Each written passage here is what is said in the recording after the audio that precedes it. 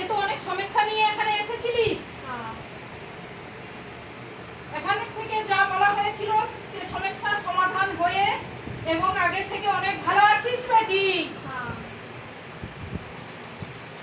কাটান ছিটানও করেছিস এবং আর্থিক অবস্থার দিক দিয়েও খুব খারাপ ছিল। আর্থিক অবস্থা এখন ঠিক হয়ে জায়গা জমি কিনতে পেরেছিস। সব মা বাবার আশীর্বাদে।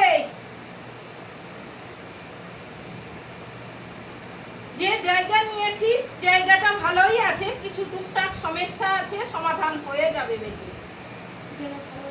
জায়গা ভালো আছে। যে জিনিস আছে সে কোনো ক্ষতি করবে না রে। যে বেশি সাপ খোপ মনে করছিস ওসব কেউ কোনো কারোর ক্ষতি করবে না। ও যেমন আছে তেমন থাকবে,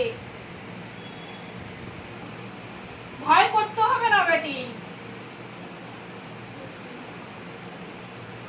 इसीलिए आपके पास आए हैं। आप जो बोले थे वो बात सच हो गया। যা বলেছিল বাবা সব সত্যি হয়েছে বেটা। सब सच हुआ है। इसलिए आपके साथ से पूछने आई कि 2 बच्चा लेकर के रहेंगे तो कोई क्षति नहीं है हमारा। ঘরটা বন্ধ দিয়ে নিবি বেটি। बनवा लेंगे। বাঁধা লেগা আর এবং যা যা জিনিস একটু ছড়িয়ে দিবি, অনেক দিনের পুরনো বাস্তু তো। हाँ। বাস্তুটা ঠিক করে নিবি, পূজা আচ্ছা দিয়ে তারপরে ঢুকবি, দেখবি সব ঠিক হয়ে যাবে।